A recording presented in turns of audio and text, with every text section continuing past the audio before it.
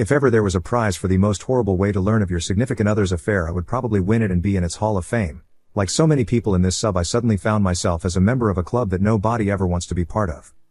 I will never forget the sound of my ex-sister-in-law's voice as she kept saying I'm sorry over and over on the phone while I drove home from a week-long business trip. I was confused and had absolutely no idea what she meant, but only after I managed to calm her down somewhat did she inform me that my wife was in hospital and that I needed to hurry home. My mind went into overdrive as I tried to get more information as well as not crash while I began speeding to get there faster. The only thing she told me is that it was an assault, then cut the call and wouldn't answer when I tried to call her again. A bit of background. My ex and I met in our mid-20s. It was through a mutual friend at a barbecue. At first she seemed almost too good to be true. Not only was she incredibly beautiful, but she was also shy and introverted. It took a while for us to officially date, but once it happened I was over the moon. When we first tried to get intimate she suddenly started crying. Should have taken this as a bad sign. I freaked out and thought it was something I did, but she apologized the next day and told me she was triggered. As it turns out, 2 years before meeting me she was in a long-term relationship and a guy that was abusive both emotionally, physically as well as mentally.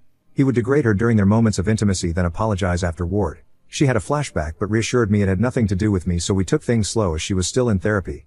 It was tough, but because I loved her I believed once we got over this it would make our relationship stronger, and for a while it honestly appeared that way. Fast forward another year and we'd gotten engaged. First time intimacy also happened during this stage. I was fortunate enough to be able to buy a house for us courtesy of inheritance from my late uncle.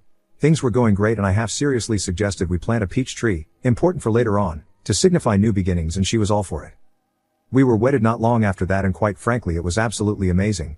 Of course we had our normal ups and downs like every married couple, but I considered us more lucky because she always made it a point to never go to bed upset with each other, and she would always point out gently if I did anything to upset her. Sometime later life basically happened and I was promoted at my job. It meant more pay, but it also meant I would be traveling more for work conferences and business meetings. I noticed she had been getting down a lot more and wasn't being as intimate as before. She would keep her phone close to her and even stopped gently addressing things that upset her.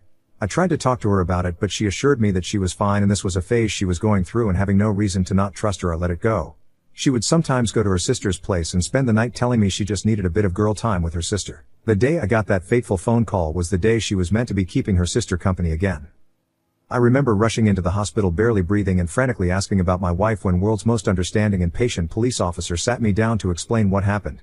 He told me he was a friend of my cell and he happened to respond to a domestic disturbance call. He arrived on the scene to find a couple fighting. The supposed boyfriend was on top of the female punching her and she was screaming trying to scratch him. This didn't make any sense to me because 1, this had nothing to do with my wife because we're married, and 2, literally everyone who knew my wife knew she wouldn't do that. He gave me a knowing look and placed his hand on my shoulder, then told me to be very calm because said girlfriend was actually my wife. If it weren't for the severity of the situation I would have laughed in his face, but something in the way he said everything made me believe him. I then was ushered in by a nurse to see my wife, and what greeted me to this day I still can hardly find the words to describe it. I just stood there for what seemed like an eternity, then a doctor came in and explained her injuries to me. The jaw was slightly fractured. Her left eye was completely swollen shut and had massive bruising covering half of her face as well as 3 broken ribs.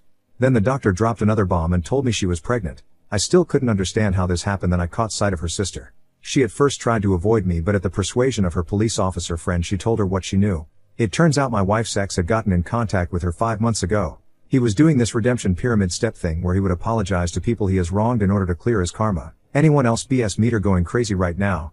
They began talking more, then he convinced her to meet up for coffee and show her he was a changed man. Obviously old feelings resurfaced, coupled with the fact that he appeared changed now. It soon developed into an emotional affair. My wife approached her sister for advice, who told her to take things slow and just get it out of her system if she needed to, which then led to a physical affair 3 months later. She actually told my wife that she should at least make peace with her ex in whatever form it may be, and even offered to cover for my wife once in a while. My sil was in tears at this point and kept apologizing to me, saying that she didn't know about the abuse as my wife never told anyone other than me and her therapist at the time about it. I was numb. I just couldn't feel anything and was absolutely dumbfounded by my wife's actions. When my wife finally woke up I was there and she burst into tears upon seeing me. I spent the following months in zombie flight mode. There was individual counseling for her as well as marriage counseling for us at the strong urging of her family. In counseling she was surprisingly forthcoming about how it happened and how she absolutely hated herself for causing me pain. She mentioned how at one point on her way home from his place she actually fantasized about driving into the river because she smelt like him and didn't want his scent to corrupt me. However, that made sense. She said she tried to end it but was too weak, and only after learning that she was pregnant that it actually woke her up and made her realize that any further contact with this man was toxic to not only her but the unborn child as well, hence went to end things in person for good when he snapped on her. She became a shell of herself and developed a phobia for any other males but me. One point she couldn't even use the bathroom at night unless I was holding her hand. Sad, right? After the baby was born, son by the way, we got a paternity test and he was mine. But the more time I spent with her the more I realized I didn't hate my wife. I actually loathed her. I couldn't see the woman I married but instead saw as leftovers each time I looked at her. I decided to leave because I was afraid I'd do something I'd regret and be exactly like her abusive ex. She begged me not to leave and even made the ridiculous offer of giving me a hall pass as well as slapping her if I wanted to. I knew at this point I had to get out. She was actually very generous during the divorce. She moved back into her parents and signed a very well thought out co-parenting plan issued by the courts. Moving forward 3 years later and I meet my now fiancé by chance. I was in a bookstore with a buddy of mine and we were discussing Egyptian mythology when this beautiful woman approached me to correct me on my pronunciations of the Egyptian gods and cities. Needless to say, immensely impressed by not only her understanding but also by the fact that she is Egyptian herself. We exchanged numbers which eventually lead us to dating. When I finally proposed to her it was actually in front of the preach tree I had planted years ago. I got down on one knee but before I got my answer she ran into the house then came out with a ring as well.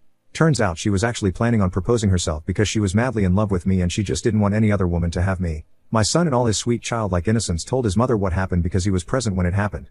My ex literally showed up that night in the rain yelling about how could I propose to her, my fiancé, in front of our tree and that this isn't the end of us. I am completely exhausted at this point. I cannot go NC because she is the mother of my child but she is basically harassing me and my fiancé. How do I convince her to move on? To get over her fear of men and not force me to get a restraining order? Sorry it was long but I am really desperate. Edit. Wanted to ask a question to the insightful women of Reddit.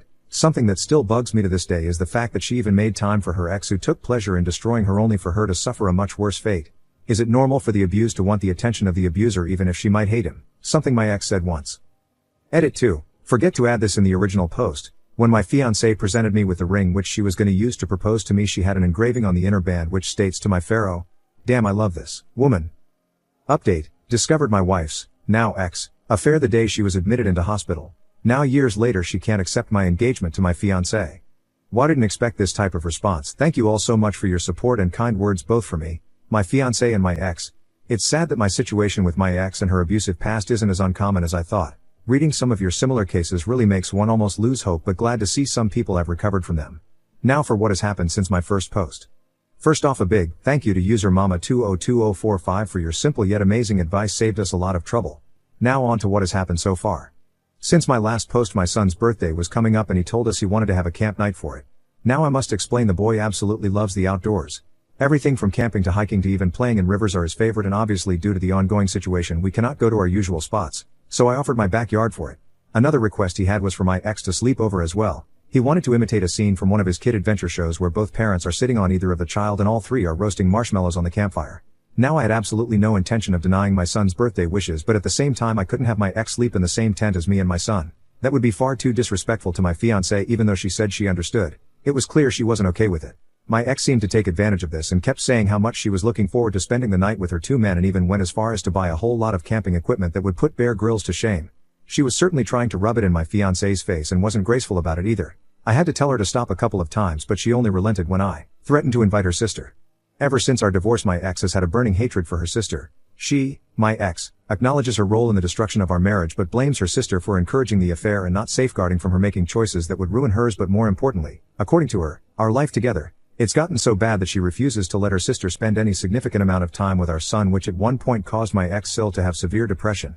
My ex Sil has been trying for years to reconcile with her sister but it just seems to get worse as time goes on. A Redditor Mama202045 offered me a simple and effective solution.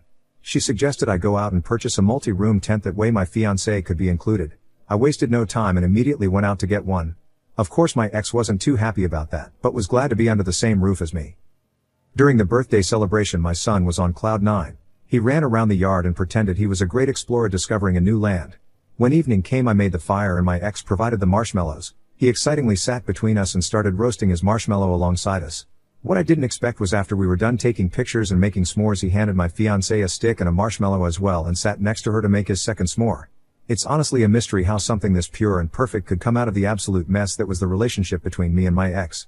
My ex asked for a bit of my time to which I obliged. We stepped into the kitchen and she apologized for her behavior on the day that I proposed but not for her actions following that.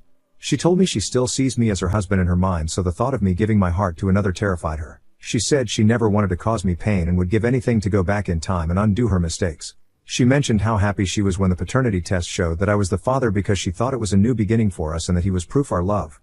I thanked her for the courage to share all this but told her I was happy with where I was in life and with whom I was with but hoped she would find someone to make her happy as well. She said she meant what she told on the day we divorced and will wait for me. I left the kitchen feeling exhausted because none of what I was trying to say got through to her. We decided to call it a night where me and my fiancé slept in one room of the tent and my ex with my son in another. All in all a good birthday for my son but not so good night for me.